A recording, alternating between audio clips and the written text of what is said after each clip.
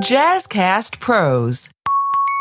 If you have ever struggled with the sales process or feel like, hey, I have my pitch down, but I can't pitch to anybody. If you are ever like, how do I get people into my funnel? All I hear is funnel this, funnel that, sales, get people in your funnel. Well, how do I do that? This is the episode for you because while the end process is very important, I think that people gloss over the prospecting phase so much, and that is how you fill your funnel. So today, by the end of this episode, you are going to feel like I can go out and start to prospect and sit right alongside fear as I do it, because that is part of the process.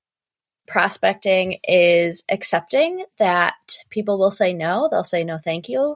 When I worked in sales to car dealerships, they would say, stop effing calling me. So that's part of the process too. And I am going to give tangible examples for both product-based businesses and service-based businesses, because I think that they deserve their own talking points. While I always say that my groups, my masterminds, the co-working spaces that I do are niche agnostic, like it doesn't matter if you have a product-based business or a service-based business, I think that the roller coaster that you go through is similar for both of those. And I do believe that. And the prospecting piece of it, I think, deserves some different talking points because they just look a little bit different. One is not easier, one is not better. They are just different. They both have their own difficult points. So let's get into this conversation talking about prospecting. Welcome to High Vibe Table Talks, the podcast to help you, the cautiously ambitious woman, remove mental barriers and take action now so that you can achieve your high vibe desires. I'm Rashawn, your high vibe curator, cheerleader, and accountability partner. As a wife, a mother, and an entrepreneur who recently quit my job to follow my dreams, I understand why you may be hesitant to throw caution to the wind and take that leap. So the idea behind this episode is to really give you examples of avenues that you can take to start prospecting. When I was working with the software company, again, calling on car dealers, that was a very especially by the end, we had the process really hammered out. I've mentioned this a bunch on this podcast, but if this is your first episode, I was making about 250 cold calls a week. I would talk to about 10 people, and I would set up 5 meetings typically to then close 1 to 2 of those people. And that wasn't happening every week. It's not like, I made 250 cold calls this week and signed 1 dealer, because our sales cycle was between 6 and 18 months. So that is a longer sales cycle. And that was a sales process that was well hammered out. If you are new to business, just starting a business, finding your niche, that process isn't going to be laid out for you. And so there are 2 things that I want you to take away from that. The first thing is that you need to be in your Thomas Edison era. You have to try new things and sit alongside, again, the fear that some of them won't work. You can't let that rejection, you can't let things not working stop you from taking action. Nothing that I say today is going to work 100% of the time. The idea that your sales process is going to get you something 100% of the time is not the mindset you need to have, because that's just never going to be true. I actually follow this TikToker. Her name is Sarah, and she cold calls, and that's the content she puts out on TikTok. And the number of times she gets hung up on is crazy. And that's her full-time job. That's all she does. That's what she's really, really good at. And she gets hung up on all the time. So it not being 100%, it not being 50% is okay. And that's part of the process. The other thing that happens a lot, especially if you're newer to sales, is like, well, I reached out to 5 people and that didn't work. So either I must be bad at it or it must not work at all. And so you have to put in the numbers. 5 people is not enough data to know if something is working or not. So there are 2 parts of sales, and I'll hit on each of these when it comes to prospecting and really all the way through. But today, again, we're talking about prospecting. And You really have to hone in on them. And the first part of sales is science, and the second part of sales is an art. The science part is the numbers. You have to reach out to hundreds of people to get a handful of new clients. Like I said, I was reaching out to 1,000 prospects a month, 1,000, and getting a handful of new clients every month. You have to know what those numbers are. If you're at a festival and you want to sell 20 candles, there's going to be thousands of people who walk by your booth, but you have to get in front of those thousands of people to get those sales. With my business now, there was a time where I was reaching out to realtors, and I was reaching out to 30 new realtors every single week. So for a whole quarter, I prospected 30 new realtors. So at the end of the quarter, I had reached out to 360 prospects. Not only did I not get a new client, I didn't even get any of them down towards the funnel. Those are the numbers that you have to hit to say, hey, this prospecting technique I'm using is not working. I need to pivot. So that is enough data to know that you can change something in the formula. 360 reach outs, not 5, not 10, not 20. A lot of times 50 isn't even enough. So you have to hone in on the numbers and really try to hit high levels of numbers before you can know whether things are working. Because in this part of the sales funnel, you think about it, if you want 4 new clients, you have to fill the top part of the funnel with a lot of people who are not your ideal client before you can filter them out. One of the aspects that I like to think through too when I'm doing this process is every no I hear brings me closer to the yes. While no can be tough, there is a mindset piece of it of I'm just that much closer to hearing a yes. So that's the science part of it. You got to hone in on your numbers. The art part is finding how to have a conversation with prospects that is authentic and organic to you. When I was selling to the car dealers, we had a team of a couple. There were 4 salespeople. How I sold was very different than any other salesperson there. And we were going after the same ideal client. And even we were doing the same thing of making cold calls. But my script that I used, the way I engaged customers, the way I followed up with people, how I spoke to customers was different than any other person on the team. Currently, when I'm selling masterminds, there are a lot of people out there selling masterminds like me, but I sell it in a different way. I have different conversations in a lot of them. Some people focus on cold calling. Some people are out at networking events. Some people sell on Instagram. And so all those different pieces, all those different ways, you're going to sell differently than someone who's even selling something very, very similar to yours. So I really went back and forth on the content for this episode because there are parts of it that are going to feel very vague. I want you to hear there are a million ways to sell. And I don't want that to come across as, well, I don't know how to sell, so I'm just going to give up. Or feeling like you took nothing away from this episode. So I'm going to try to be specific, but know that if something that I say doesn't feel like the right way, you can tweak it into a way that feels right for you. And also the idea that no decision is forever. So you may think this is your ideal client and you get a couple of those and you're like, ooh, this is bad. Ooh, this is not, I don't like doing this. I don't like servicing this customer in this way. I don't like going to pop-up shops. I don't like having a WhatsApp with my client where they can message me at any time. I don't like having a deadline where I have to have this amount of information to them at this time. I don't like having group coaching of 10. I like having it of 4. Those are all things that you can tweak. In my newsletter a couple weeks ago, I talked about Beyonce and her new album. She pivoted quite hard and very publicly from hip hop and pop to Americana. Lil Jon just came out with a meditation album. If you know Lil Jon, then you'll be like, meditation. So I want to say that if Lil Jon and Beyonce can pivot, so could you. None of these decisions that you put a line in the sand about can't be moved. Back to my realtor example, I thought I was going to get a bunch of real estate agents as new clients, and I got 0. So I pivoted, and that was okay. I felt like I had enough data to make that pivot and feel really good about my decision and the effort I put in before that. The second thing I want to add to that is, as you're building this process and this pipeline, remember that you are building a business that supports you and your lifestyle, not the other way around. If you are like, okay, I want to sell my earrings at a bunch of markets. And so you sign up for all of these markets. And after you do them, you're like, that ain't it.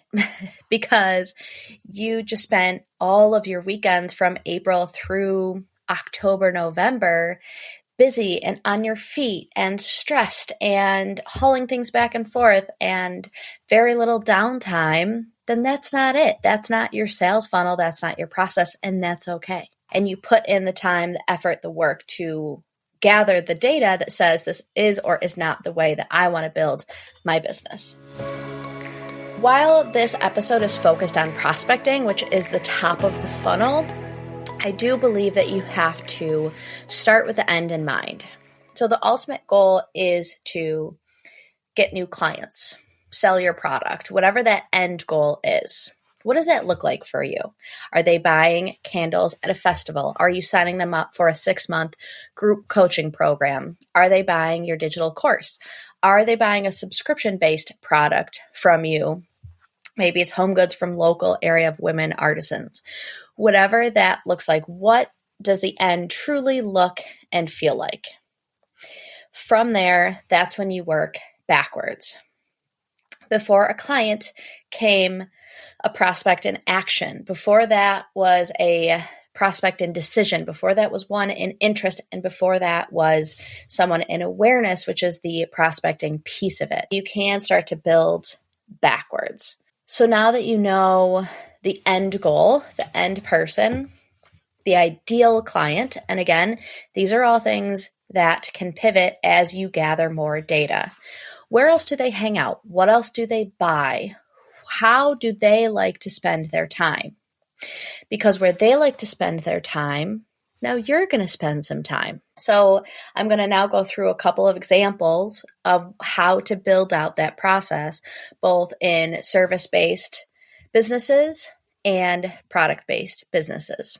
Let's say you decided that you have a flower farm and you want to sell your flowers, your bouquets at other local artisan shops and boutiques or markets. So the first thing that you could do is Google 20 local artisan markets or boutiques near you. Okay, so now you've decided, okay, I'm going to try to sell my bouquets in their shop. And so you have to create a connection. They have to be aware of the service or the product that you are selling. So the first thing you may want to do is write them an email or call them or figure out who the owner is and when they're at the shop and stop by with a sample bouquet. The trap you don't want to fall into during this process is I or me word vomiting all over that. Look at this shiny, beautiful thing that I have. Look at this amazing product and look at all these bells and whistles. And I have these flowers and they're so beautiful. And this is what this specific kind is. And this is how I grow them. And I did this and I start them all from seed. And those are all important aspects.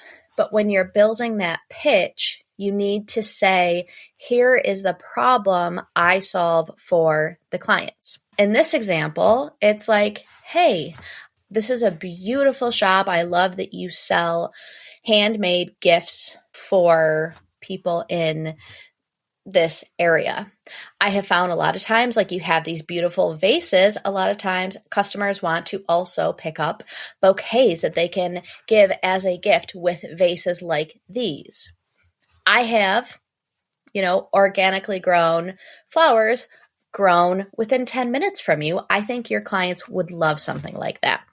During this prospecting phase, I'm not closing the deal during that. They're not going to be like, yep, sign me up. That's perfect. I love it. You haven't talked price. You haven't talked size, quantity, none of the specifics. And you're not trying to. So if you're writing them an email, you don't need to say, I see you sell these vases and I think these would be a great addition. I have all of these bouquets and this is the cost and you could get this discount and I provide them at this. It's like, Well, that's information for the decision phase. You're just trying to figure out, are they even looking for a flower vendor? Do they want flowers in their shop? Maybe the owner has a really bad pollen allergy and can't have fresh flowers in the shop. You don't know that. There's not a sign above their head that says looking for fresh flowers. And so you have to invite the conversation in order to understand that.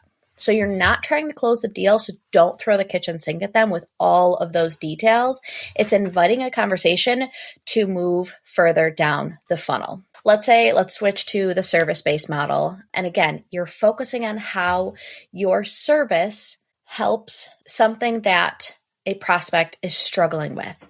Let's say you're a copywriter for coaches. So you want to find coaches that are in your area because you like working in person and you like networking. So you're going to try to find them networking.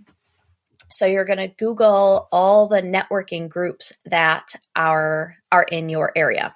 A lot of them have free ones where you can go and try it out. So you're going to fill up your calendar with networking events. And again, you're not trying to sell those people specifically at that event on your business. Maybe the first thing you want to find out is which of these networking groups are filled with my ideal clients. I went to a handful of BNI meetings, BNI, Business Networking International, I think it stands for, when I was first starting my business. And I would go to those and they felt very transactional to me. There are a couple types of business models. One is like a hunter-gatherer mindset and one is a farming mindset. I like to farm, so I like to plant a seed and then nurture and have it grow. And so that's a bit of a longer sales process, and a lot of service-based businesses are like that. Whereas a hunter-gatherer, like someone walks into the car dealership, you know they want to buy a car and they're either going to walk out with or without a car that day. They're coming in there and they're like, oh, they're looking to buy something. You know, if I'm selling you a copier, that's more hunter-gatherer. I'm sorry, hunter-gatherer, because it's just more of that instant gratification. And if that's something that you need as part of your business, again, supporting you in your lifestyle and what motivates you, that may be a model that you want to focus on. So just another food for thought. Back to BNI. The BNI groups felt very transactional. There were a lot of people like, oh, I am an electrician. I clean gutters. I'm a painter. And so it's like this is the service I provide. Can you find me more people who need their house painted? And it just never felt like the right fit for me. I also went to some Toastmaster groups, which again, were not the right fit for me. I joined this group, Bossy, the owners were on the podcast last week, and I loved it. I felt like I would leave those meetings and I could run a 5-minute mile. I don't know, something crazy. And I'm like, oh, I need more of this energy in my life versus BNI. So, step one is this the right group for me? And then on top of that, having your business card, having a elevator pitch that doesn't feel like, look at all the bells and whistles of all these things that I sell. It's like, here is a service that I provide. Here's how I help clients. And actively, organically connecting with people to see if you can gather any information on, would you be an ideal client for me? I work with a lot of women entrepreneurs, and going to networking events, I meet a lot of women who aren't business owners. Cool. I still want to have an authentic and organic and connecting conversation with you, but I have now learned that you're not my ideal client. You may know 3 people who would be my ideal client, so I'm not trying to burn that bridge or be like, oh, you're not a female entrepreneur, can't talk to you. Nope. Oh, so make the process authentic and organic to you. If maybe you want to prospect on LinkedIn, because there's a lot of coaches out on LinkedIn. Go to the advanced search and find the description that says coach. You type in coach and see if that works.